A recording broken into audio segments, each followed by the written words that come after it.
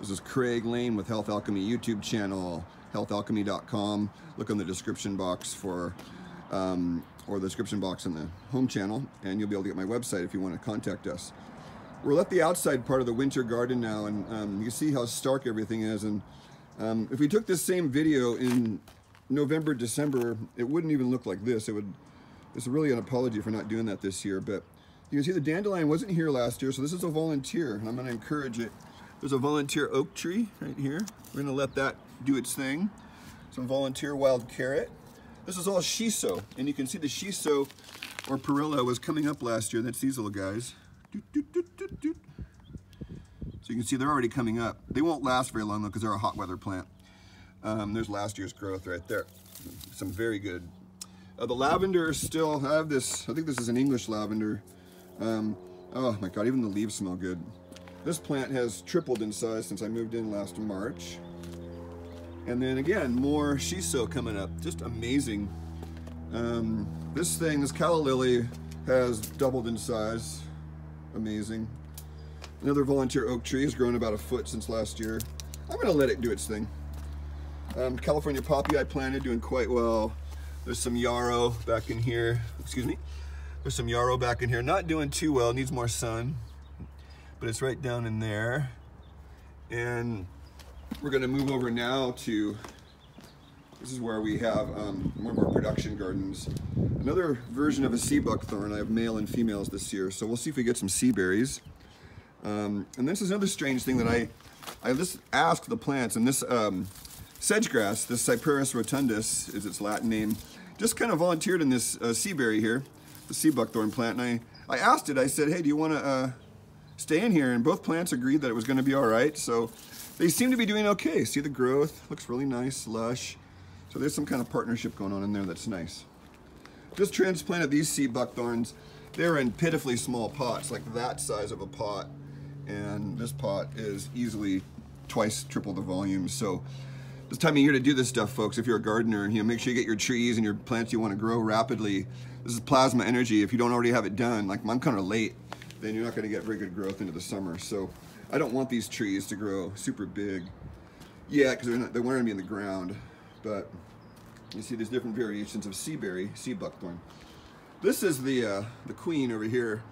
She's in still a kind of a tiny pot. But look what she did last year. None of these trees has done this yet. And she did a big central stalk. She's gonna be the queen, I can tell. I'll probably eat my words if it's a male. This one is, I believe it's a female. And the Dong Quai from last year, still doing okay. And moving along, the Italian fennel that we planted really shouldn't be flowering this time of year, but this is the rootstock from last year, and I just cut it back, see? Just hacked it back. And then fennel is really a plant that breaks up bad soil, so I'm gonna let this thing do its thing and keep dropping seeds. We actually got a good seed harvest off of it. You can see our strange weather. We're getting lavender popping up here a little bit. I think it's strange because it's still cold. And then some of the stuff from last year, the plantain right here, it just didn't ever, I was hoping it would take off more, but these other plants, the weeds seem to really like this bed, and the lavender does. We're moving over to the garden beds now. We'll head over there. Another unique thing was this, under this rose bush, I decided to pea all winter, and look what happened, all these sprouts here. Still don't know what these plants are. I don't think they're good for anything, but man. Comfrey, see, you can see it's dead, classic wintertime. Last year's growth. Good, excellent mulch. Comfrey's a good mulch plant. And then we have still the 1.5 year growth of the teasel I put in here last year. And you can see the Goticola bacopa just does not look happy. It never does in cold weather. Gophers are down there digging around. I had to like intervene and poke some holes. The gophers don't seem to like that. The nasturtium didn't like the freeze. The borage volunteered. I'm letting it do its thing. But the teasel's going to get really yang pretty soon, and on some of these leaves you're going to start seeing spikes. But right now it's still putting out, really on the bottom of the leaves, it's still in its feminine early stage. But you can see it's sort of stark. The figwort I put in last year, which was a couple little plants that I dug up and put in, and now we have an absolute figwort forest, I'll call it. There's more teasel there. And this was all Tulsi over here.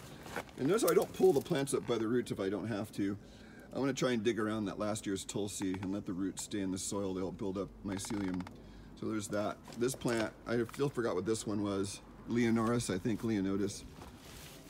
Little broccolis here, little kale, tree kale, red Russian kale. The central stalk, look how healthy this soil was.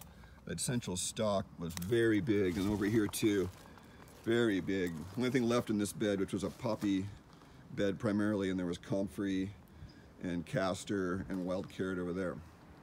We're going to be replanting here very soon.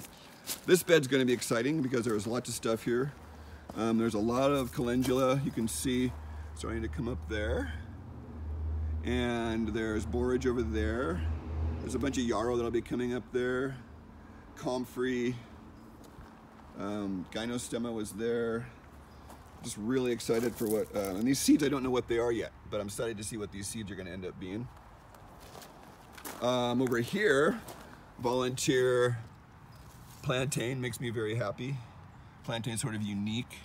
We'll talk about more of these in more detail later. But just see, notice the starkness and notice how you feel when we zoom in on these dead old last year's growth. And there's a whole meditation I started doing years ago, was meditating on things that were dead versus things that were alive. Astounding things you can figure out about yourself in life. Last year's motherwort, I'm just so pleased that she keeps on coming back. Thought I was going to be done, but really dangerous. Like you could use this like on a club and really hurt somebody. Razor sharp pins right here. You see that the motherwort just seems to want to keep flowering, so she must be pretty stressed out. Last year's yarrow. The one regret I have is that I dug up too much of last year's miner's lettuce and this nettle, this field nettle here. So the miner's lettuce is now relegated to between the beds, which I'm going to be planting some, digging up and planting it. But that's miner's lettuce, folks. Classic this time of year. Chickweed and miner's lettuce. Get it while you can. There was a berry that volunteered here. So we're gonna encourage this berry, and maybe even trellis it up. I know I'm gonna be in this house at least another year. So another figwort for us. It's just astounding when some plant gets happy. Look at all that figwort. And I'm probably the most proud of this because I love St. John's wort. And I just planted this one in the hopes that it would do okay. And it was a little box, like this big. So look how much it's grown. It's grown about 8-fold bigger this year. Really took off. Everything was planted here last March when I moved in. California poppy there is deeper. There are gophers in these boxes. I haven't had the wherewithal to really dig out all the soil and rewire it, but this is from the other side of this bed here. So as you can see, the stark winter garden.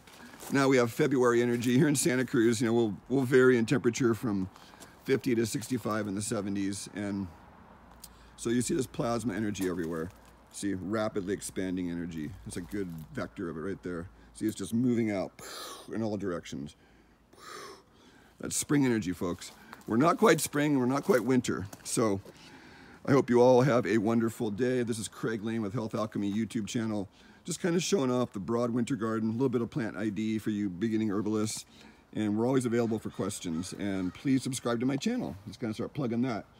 Because the more subscriptions we get, the more subscribers we get, and the more feedback we get, then we can keep making better videos. And if anybody wants to help edit, that would make the videos that much better. Thank you so much. Craig Lane signing out.